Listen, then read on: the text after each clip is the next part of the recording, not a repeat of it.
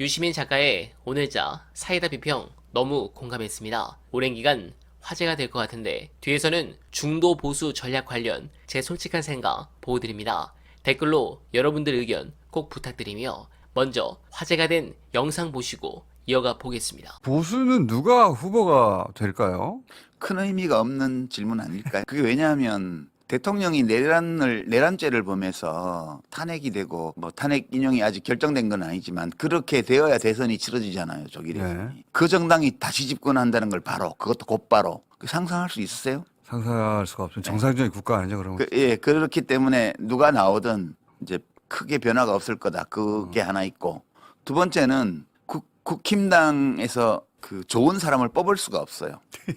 득표력이 있고 국민에게 어떤 다가설 수 있는 후보를 뽑는 게 불가능한 정당이 되어버렸어요. 어떤 아주 극도로 우매한 집단이 되어버렸어요. 그거가 완전히 됐죠. 예, 그래서 누구도 거기서 어느 정도의 합리적 대화가 가능한 그런 정치인이 거기서 후보되는 것은 거의 불가능해진 거 아니냐. 그러니까 보수 목소리, 그러니까 합리적인 보수 목소리가 있을 텐데 그런 목소리를 낼 수 없는 환경이 돼버렸죠, 지금 분위기가. 예, 그래서 그 보수가 공백 상태가 되고 이제 극우로 가버렸어요. 뭉쳐가지고 한 25% 내외 정도 되는 핵심 지지층이 다 극우가 돼버렸어요. 그걸 또 그 국민의힘 지도부 이끌고 있고 예. 앞에서 그러다 보니 김문수 1위 하고 있고 그래서 진짜 보수라고 말할 수 있는 그 스펙트럼이 무조공산이 돼버린 그런 형국이에요.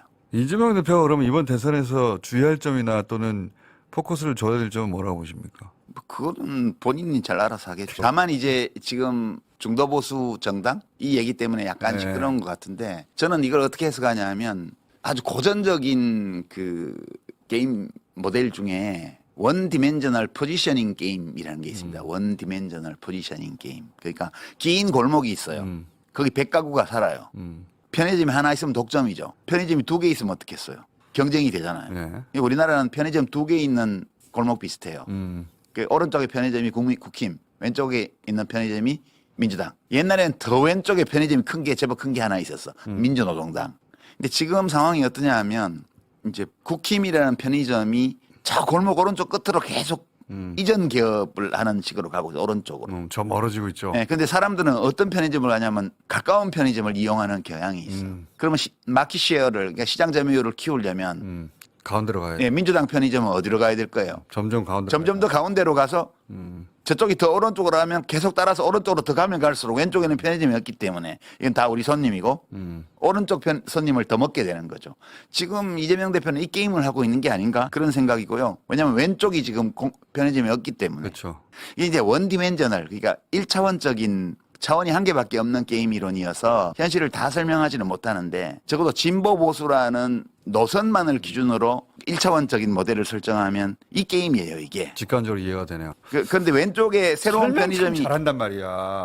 2주에 한 번씩 나와주세요. 왼쪽에 새로운 편의점이 나올 가능성이 있으면 오른쪽으로 못 가요. 그렇죠. 왜냐하면 왼쪽이 많이 넓어지면 거기 창업만 하면 손님이 왕창 올 거기 때문에. 근데 지금 왼쪽이 창업 가능성이 거의 안 보이잖아요. 없다고 해요. 예, 저기 국힘은 계속 골목 오른쪽으로 가고 있어요. 네. 그래서 그만큼 자기 라인을 오른쪽으로 옮기는 거예요, 지금. 국힘은 오른쪽 끝에 자기들 밥이 있다고 생각하는데 그게 납득이 안 가요. 그렇게 정치 오래 했던 사람들이 이렇게 멍청한 선택을 하고 있지? 윤석열 때문이에요. 윤석열을 구해야 그나마 흩어져 있는 사람들 결집시킬 수 있다고 생각하는 것 같아요. 그러니까 보니까. 1차원 위치 선정 게임이라는 이 모델로 보면 당연히 뭐 개별 정책이나 혹은 소위 포지셔닝, 그러니까 우리가 어떤 당이냐라고 이렇게 표방하는 이런 것들이 오른쪽으로 가는 것이 합리적이죠. 이윤 극대화의 관점에서. 그렇게 저는 그냥 보고 있어요. 골목에서 못 나올 것 같은데 그 정도로 깊이 빠져가지고 이제. 모든 것이 연관되어 있습니다. 그러니까 국힘당의 극우화와 예상되는 후보와 그다음에 민주당 쪽 특히 이재명 대표의 움직임과 이 모든 것들이 다 연결되어 있거든요. 그렇게 해서 관찰하면 될 것 같아요. 이재명 대표가 보니까 그 참 눈치가 빨라요. 지금 돌아가는 사정, 역학을 캐치하는데 참 동물적으로 눈치가 빨라요. 그러니까 지금 상속세 문제나 네.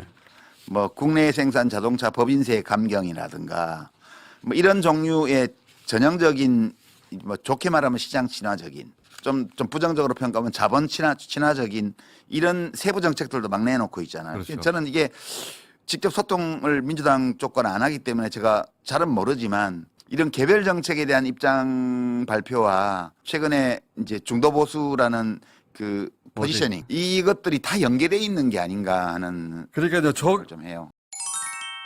네, 공감합니다. 벌써부터 중도 보수 효과는 아주 강력하게 나오고 있습니다.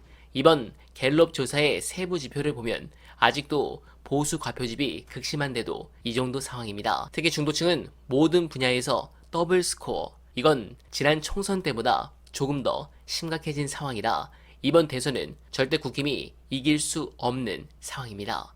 그런데도 이 대표는 확실한 압승을 위해 강력한 카드를 꺼낸 것입니다. 물론 이 대표가 이런 움직임을 보일 수 있는 이유는 진보 세력이 허물어져 있기 때문입니다.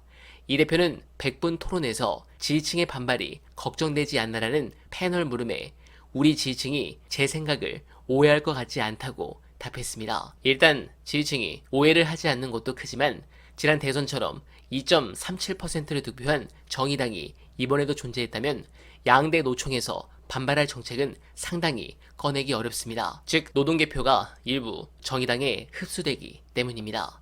그러나 지금은 완전히 망했으니 과거보다 큰 보폭으로 중도로 전진할 수 있는 것이며 또한 조국 전 대표가 구속 수감돼 야권과 진보 진영 쪽에서 경쟁자가 전무한 상황도 냉정하게 보면 배경 중 하나라 할 수 있습니다. 이거를 이재명 대표께서 저도 아는데 모르실 리가 없고 심지어 곧 보도가 나오기 시작하겠지만 조국 혁신당 내부가 큰 내분이 조만간 터질 겁니다. 물론 진보도 중요합니다. 진보가 존재해야 하는 이유는 인간과 사회는 가만히 내버려두면 자연스럽게 약육 강식의 세계로 가는 경향이 짙으므로 윤석열과 이찍 같은 비인간적인 자들을 제어하기 위해서라도 진보는 중요합니다. 또한 신자유주의 이후 거센 열풍이 전 세계의 약자들을 힘들게 하고 있습니다.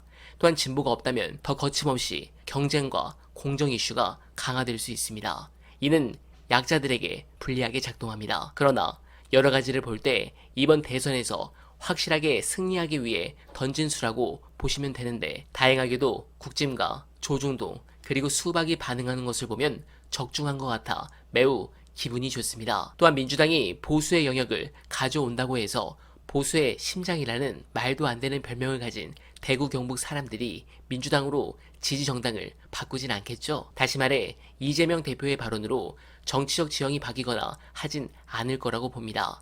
다만 이재명 대표의 발언 중심으로 정치적 논쟁이 벌어지게 됨으로써 국짐의 가짜 보수라는 정체가 발가벗겨질 것이라고 기대합니다. 가능하면 우리 민주진영 선배님들께서 행복해 하실 그날이 빨리 다가오길 기원하며 어나베는 오늘도 최선을 다하겠습니다. 여러분 고맙습니다.